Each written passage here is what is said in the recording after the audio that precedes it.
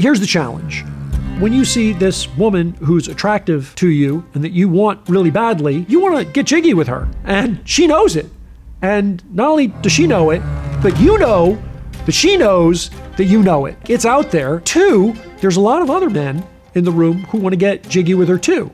And you know that, and she knows that, and you know that she knows that you know that. So this triggers a bunch of insecurities in you, and it creates a challenge for you to just have a comfortable, easy conversation. I am going to teach you how to have a great conversation with a woman that you're achingly attracted to and know exactly what to say.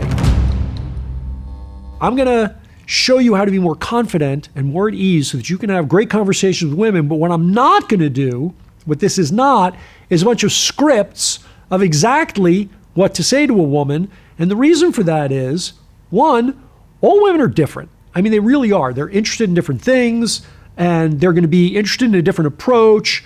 You know, some women like a guy who's going to be funny and high energy, and some women like a guy who's more introspective. But the other thing is that all women are different based on what mood they're in. Like where you are at the time makes a difference. The environment, it might be a high energy environment, it might be a quiet conversation environment.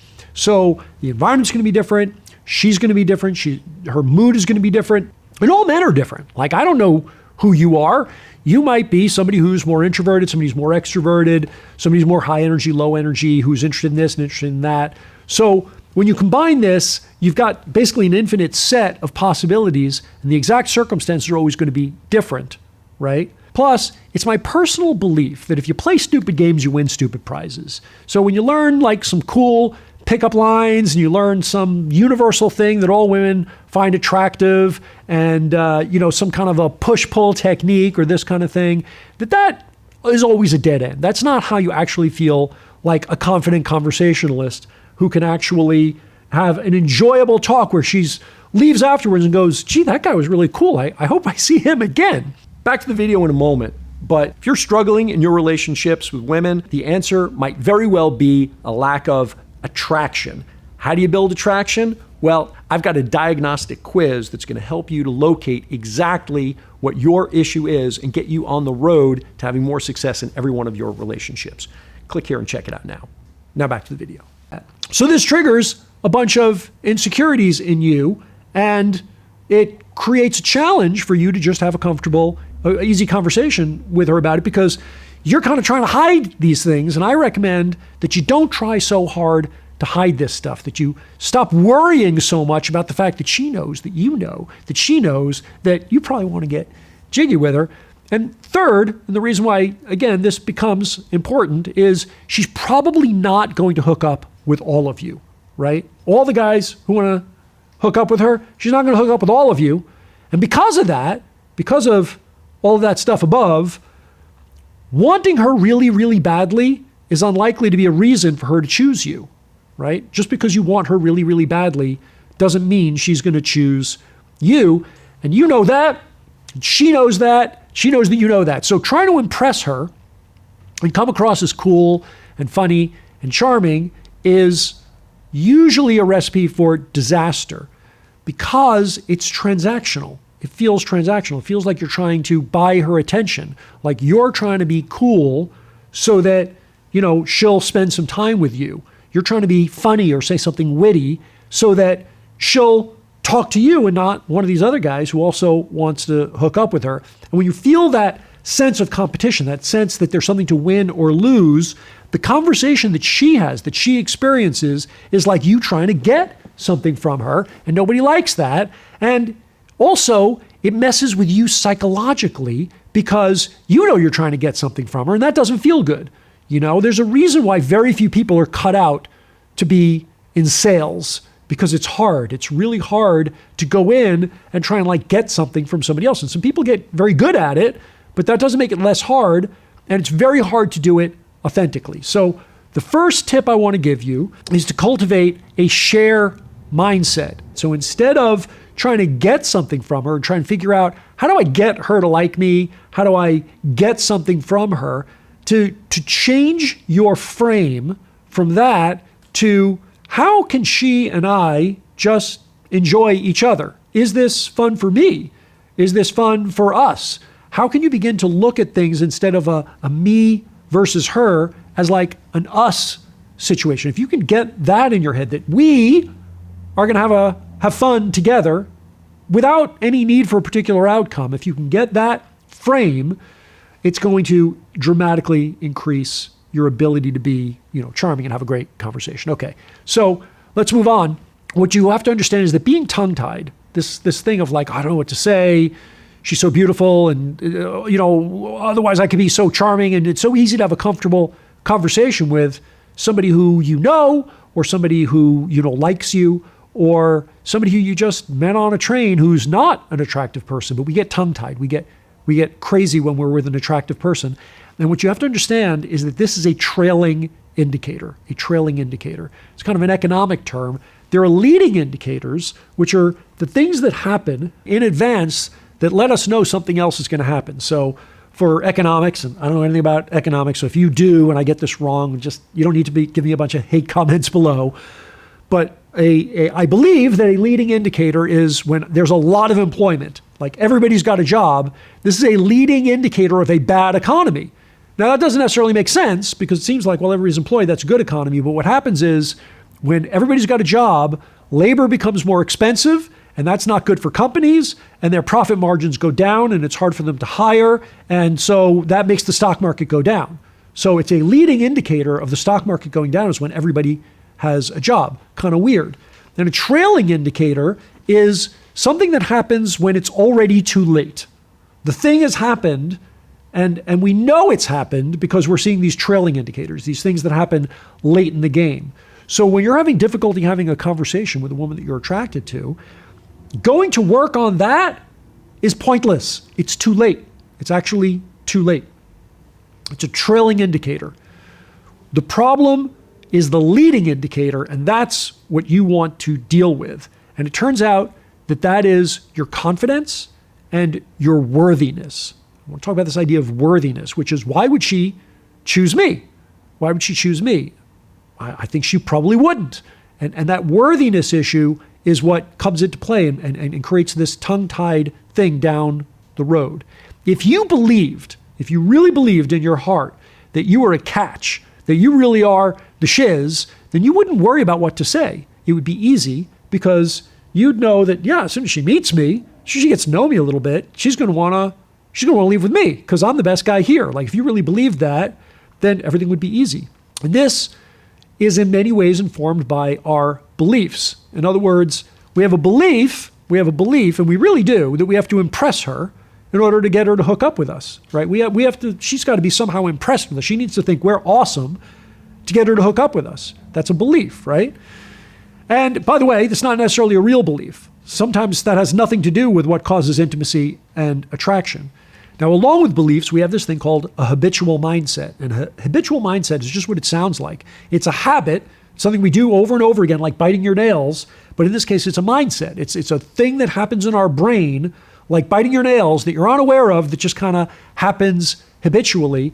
So, for example, a lot of men who have difficulty talking to attractive women have a habitual mindset that it's scary, right? It's been scary in the past, and then it's always scary. So you see an attractive woman, and your adrenaline starts going, and it feels scary, and then you think, well, maybe I'll go talk to her. And that feels even scarier, and then you get a little closer to actually talking. Maybe you start walking over to her, and now you're really scared, and now you're tongue-tied, right? So this habitual mindset is the leading indicator that it's scary. Now, there's something you can do about this. You can, and this has been very effective for a lot of men. It was very effective for me when I first figured this out, and I was really, really struggling to meet women, and it was a game changer, which is that I changed that habitual mindset from it's scary to it's exhilarating, to its aliveness. Now, it's the same physiological symptoms, right? I would see the attractive woman, a bunch of adrenaline would go through my body. I would feel that, whoa, kind of wave of almost like a clammy sweatiness, right? That feels like scary. But instead, I would reframe it as exhilarating, as aliveness. Like, yeah, now I really feel the blood in my system. And I can really remember where this first occurred to me. I was standing on line for a roller coaster. And it was a long line and a really terrifying roller coaster. And the longer you stand in that line, hearing people scream and watching them drop, the scarier and scarier it gets. And yet, I and everybody else on that line was paying money to get that feeling. We were paying money to get that feeling. And the reason is because what we're getting, along with this fear, along with this scariness, is the feeling of aliveness. And the feeling of aliveness is good. And I made this connection. And after that, when I would see an attractive woman, I would see her and I would think, this is the feeling of aliveness. This is going to be fun. This is not like scary, like, oh God, I'm scared, but it's scary like, wee scary. And I would approach with that feeling, that energy of like, let's see what happens. Let's see what happens. The night is on. The game is on. Let's go investigate this and feel that feeling. And the more my heart raced and the more that adrenaline was pumping, the more alive and happy I felt instead of scared and withdrawn and closed down. Next is that we typically have an unwillingness to let go of our hiding identities. We have all these hiding identities, this persona that we put on when we feel uncomfortable, and we're unwilling to let that go. We're unwilling to let go of this hiding identity and just be closer to the bone of who we are. And the reason for that is fear. We all feel this level of fear that makes us put forth this hiding identity. So because of all of this, because of this, these bad beliefs and these habitual mindsets and this unwillingness of letting go of hiding identities, the next piece that can really help you to feel confident in conversation with an attractive person is recognizing that authenticity and vulnerability feel dangerous. They feel dangerous, but they're not actually. They're not. You actually won't get hurt by this. So you have to do courage. Knowing what to say to a beautiful woman is automatic if you get the other things right first, these leading indicators right first. So here are 5 tips to actually do this. Simple tips, not exhaustive. There's plenty more, but these 5 will get you started. 1, work on your worthiness. Work on your worthiness. Stop trying to trick her or figure out the right thing to say. And instead, what to do instead is to notice that you've got this worthiness going on and move into listening and curiosity. In other words, stop trying to play this game of proving that you're worthy. And when you feel that, it's time to listen. It's time to get curious. It's time to really wonder who she is. Not like, how do I say impressive things or get her to say impressive things? But if you were really curious to know the story about who she was, what her childhood was like, how she came to be who she is, what it's like being an attractive woman out in a place like this. If you were really curious about her, it would guide you to fill in all those blank things that you don't know yet about her that might actually be interesting, because she is, she's the main character of her life. She's got a whole story that she walked into this environment with, and you're a character showing up in her life, just like she's a character showing up in your life. There's a whole universe to explore there. 2, emotional authenticity. Emotional authenticity. Try courageously sharing what you're really feeling in real time. What you're really feeling in real time. Like, it's funny, but like I always get nervous when I talk to attractive women. What is she going to say to that? Oh, thank you. You think I'm attractive? Like, no, but seriously, it's a funny thing. I wish that I had, more of that debonair James Bond confidence, but here I am, feeling a little bit insecure. And if you can say this with courage and just be authentic about it and not apologetic about it, then she will feel that you are being emotionally authentic with her. And that builds real intimacy and gives her permission to share something that's authentically true about her. And now you're having a conversation on a deeper level. So now you're not just somebody who had some, thrilling brag about some cool thing that I did, and then you text her later and she ghosts you. Why? Because she doesn't know you. You're not her friend. Why? She doesn't have time to answer every text. But if she shared something emotionally vulnerable with you, and you shared something emotionally vulnerable with her, then when you text her, she kind of has to answer you because she knows you. You've become a person who she knows. 3, let's look at that habitual mindset problem. Instead of whatever your habitual mindset might be, probably something around fear or, oh, she's probably going to reject me. We do this kind of pre-rejection thing before we even walk up to her. Have the mindset of exploration and curiosity. Exploration and curiosity. Go from how to who. From how am I going to get her to like me to who is she? Who is she? Like, who is she? What is she really about? Like, if you really got curious about it, that mindset of curiosity would take you a long way. 4, here's another one on mindset. And this is a really powerful one if you can get it right. Instead of the mindset of how do I get her to like me, instead have the mindset of discovering your enjoyment. What's fun about this for me? What's fun about this for me? Go in just to have fun. So when you're talking to her, it's like, how could this be fun? Who are you? What's interesting about you? I just like hanging out and talking to you because you're pretty and I like the way you laugh. And I just want to be here and enjoy this. You don't have to say those things out loud, but to feel them, to really change your mindset of one of I gotta get something here. I'm trying to win something here. And I'm not sure if she's going to like me, to just get out of that mindset completely into the mindset of let's go have some fun. Let's see if we can have fun and enjoy just interacting with this person because she's pretty. And while you're talking to her, you get to look at her. So that's fun, right? And you get to find out who she really is. Like, could this be just fun for you? That's a powerful mindset. 5, let's give you a new belief instead of a belief around, women don't like me or that kind of thing. Here's a belief, and it's a good one because it's a true one, which is she's on your side. She's on your side. This is a huge breakthrough for so many men that I've coached. When they get this, and they really get it, and they can believe it, it's a game changer for having really sizzling, spicy, attractive conversations with women, which is that she's on your side, and she literally is. When you walk up to her, you're a good guy.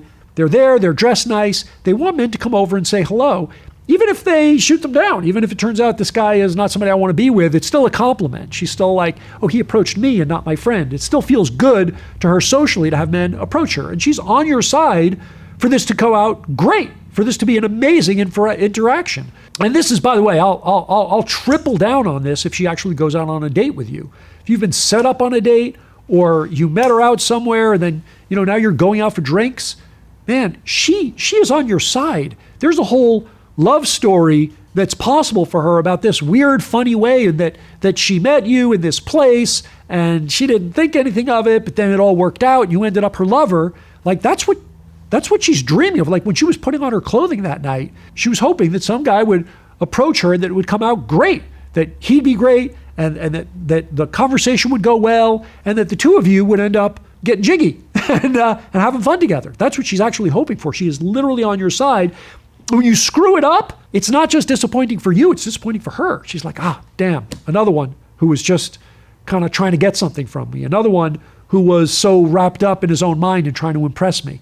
But if you could avoid that, she'd be so excited. She's your cheerleader. She is there for you to win. She's like, go, go, go. Please don't be stupid, right? She wants you to win. She really does.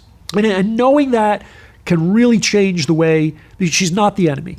She's really not the enemy. It can really change the way that you interact with her. What if that great conversation, however, makes her into a friend instead of a lover? That's the next possibility that you got to deal with here. What if you get all of this stuff right and you can have a comfortable conversation with her, but instead of wanting to be your lover, she just wants to be your buddy? And if you get this consistently, if women are like, they want to be your buddy instead of like see you as their love god, then there's another piece that's missing, and it's not the conversation, it's the attraction. It's the attraction. Attraction is the difference between her wanting to be friends with you and her wanting you to be her boyfriend. And the question is, how can you trigger her attraction consistently every time? And the answer is, if you have a great conversation with her that's alive and feels good, that should happen automatically. It should happen naturally. And if it's not, and it doesn't for many men, it's because you are doing something specific that blocks her attraction. There's a specific thing you're doing when you're talking to her that's preventing her from feeling attraction for you. And it's usually one of 3 things that I refer to as attraction blockers. And these attraction blockers, they're blind spots. We can't see them. We don't know that we're doing them. But once a man can see his specific attraction blocker, once he can see it, it's a game changer. Because once you stop doing the unattractive behavior, it actually allows you to have these comfortable conversations that build attraction and create more and more polarity so that she's eager to see you again, not just as a friend. So how do you figure out which attraction blocker is the one that's preventing you from getting the kind of attraction that you want in conversation with women? Well, I've been coaching thousands of men through this process. I do this all day, every day, and I've been doing it for 15 years. And what I've done is I've reversed engineered my process for figuring out the attraction blocker, and I've put it into a free online quiz that you can try out for yourself, and it is fire. More than 36,000 men have taken this quiz, and it has given them profound insights. It's been a real game changer in their ability to create attraction with the women in their lives, not just the women who they're meeting, but even in relationship. Because yes, men bring their attraction blockers into their relationship. Now, the quiz only takes about 2.5 minutes. And once you take the quiz, I will send you a free report telling you exactly which of the 3 attraction blockers is the one that is most affecting your interactions with women and what to do about it. The free report is also fantastic. I think you're going to love it.